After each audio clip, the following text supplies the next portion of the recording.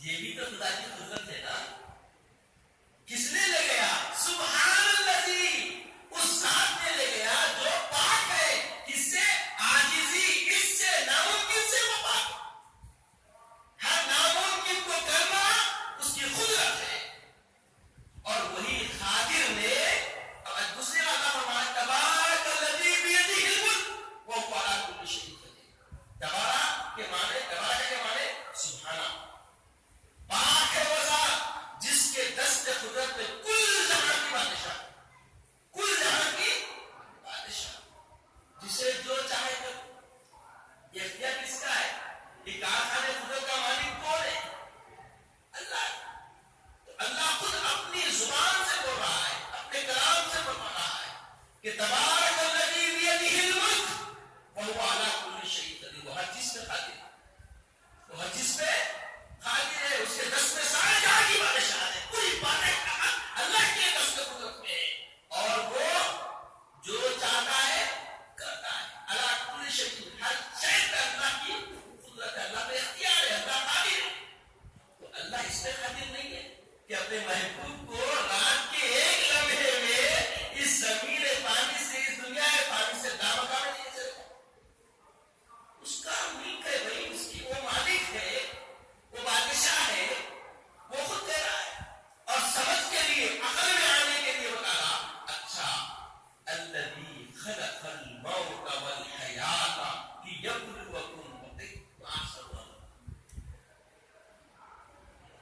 یہ اختیار والا،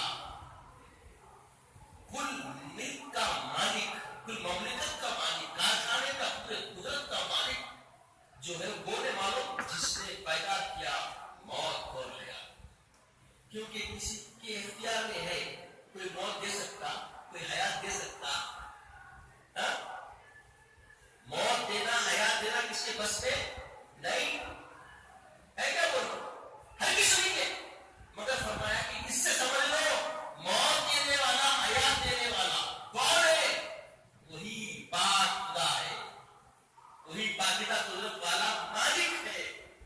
اور یہ موت اور حیات کہیں کیوں دیا؟ جاننے کے لیے تم نے کون اچھے عمل کرتا ہے. اور اچھا عمل کیا ہے وہ تو آپ کئی جمعہ سن چکے. اب زندگی میں اچھائی کیا ہے سب جانتے ہیں نا. پھر مزید آگے فرمایا الذی خلق سبع سماوات طباقا. یہ پاک خدا ایسا پاک ہے، اتنا ہر عاجز سے پاک ہے. اس کی ایک جھلک دیکھ لو، جس نے 7 طبق پر طبق آسمان بنائے، درجہ بدرجہ آسمان پر. الذی خلق سبع سماوات طباقا ما تری فی خلق الرحمن من تفاوت. کیا تم اس میں کوئی شگاف یا کوئی عیب دیکھتے ہو؟ فارجع البصر، اپنی نظر کو دیکھو، پھر کرو، پھر دوبارہ، پھر دوبارہ، پھر دوبارہ. جتنی بار چاہے اپنی نظر کو سفید نظر سر کرو. فارجع البصر هل ترى من فطور ثم ارجع البصر كرتين ينقلب اليك البصر خاسئا وهو حسير. تمہاری نظریں دیکھ دیکھ کے، گھور گھور کے، گھوم گھوم کے، تھک کے واپس آ جائے گی. ہرگز تم اس میں کوئی عیب نکال نہیں سکو گے. یہ اللہ کی قدرت ہے. ایسا قدرت والا مالک جو چیلنج کرا تمہاری عقلوں کو کہ معمولی عقل تمہاری دل کے ساری کوئی چیز طے نہیں کر سکتی اس میں کوئی عیب ہے. اتنی بے عیب اللہ تعالیٰ کی تخلیق ہے. تو یہ قدرت والا مالک فرما رہا ہے کہ سبحان الذی اسری بعبدہ.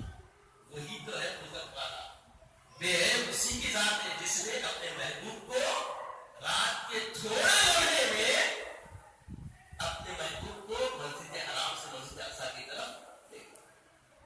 تو عزیز و بزرگ، اللہ ہر اس سے پاک ہے. مانتے نہیں ہو، خود اس نے ظاہر کر دیا. اگر کچھ بولتے تو دیکھو پھر مثالہ دے رہا تھا اپنی عقل کو تیار کرنے کے لیے. اسی لیے بتایا گیا کہ یؤمنون بالغیب، غیب پر ایمان رکھنا ہے. اللہ کو بے دیکھے ماننا غیب سے نا. جب اللہ کو بے دیکھے مان لینے تو معمولی بات نہیں.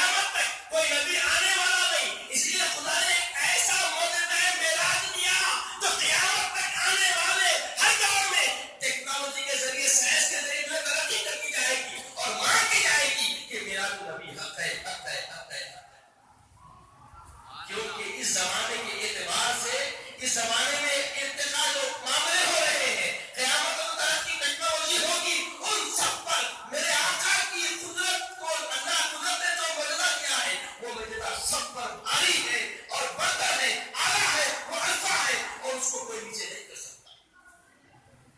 اللہ کو یہ بتانا تھا کہ میرے محبوب کو میں سارے نبیوں کا امام بنایا، تو وہ ایسا امام الانبیاء ہے جیسے سب انبیاء کو میں نے سارے سابقان انبیاء پر برتری دی ہے اور سب نبیوں پر میں نے اپنے محبوب کو برتری دی ہے۔ تو ہر نبی کو معجزہ بھی انہی کے اعتبار سے دیا ہے، تو میں نے اپنے محبوب کو ایسا معجزہ کیا کہ قیامت تک لوگ اس کو سمجھنا چاہیں گے اور سمجھ لے سکیں۔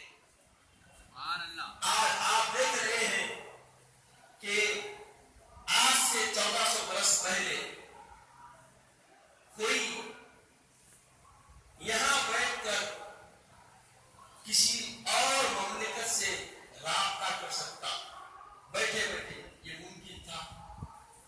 مانتی تھی عقل؟ آج مانتی؟ نہ صرف بات کر سکتا بلکہ دیکھ بھی سکتا، یہ مان لیتے کیونکہ عقل میں آنے والے معاملے ہیں، اور یہ عقل میں آنے والے معاملوں نے اور تصدیق کروا دی۔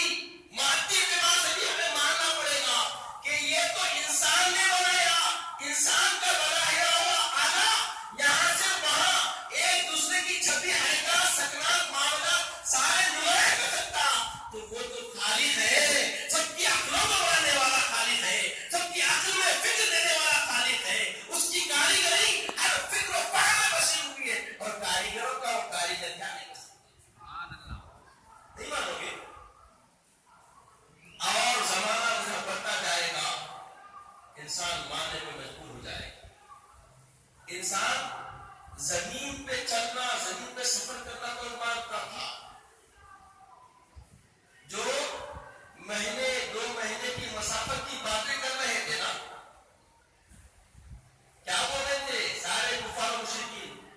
اگر ایسے بھی جا کے آنا چاہے، کفار و مشرکین کیوں؟ سمجھنے کے لیے آئیے رفیق یار سے جب سوال کیا گیا، ارے بھائی تم یہ مانتے، کوئی ادھر بول دیا اپنے میں سے کہ مسجد اقصی جا کے آیا، تو مانتے کیا؟ نہیں مانتا۔ کون بول رہے؟ صدیق اکبر بول رہے۔ ابو جہل پوچھا، یہ کچھ جیسے آج کل ہے نا شراب، موقع ملتے کس پکارا کرنا مسلمانوں کے خلاف میں نہیں ہے، ہوتے نا موقع ملتے کہ ایسا کرا مسلمان داڑھی والا ایسا کرا، ہم نے ایسا کرا، کچھ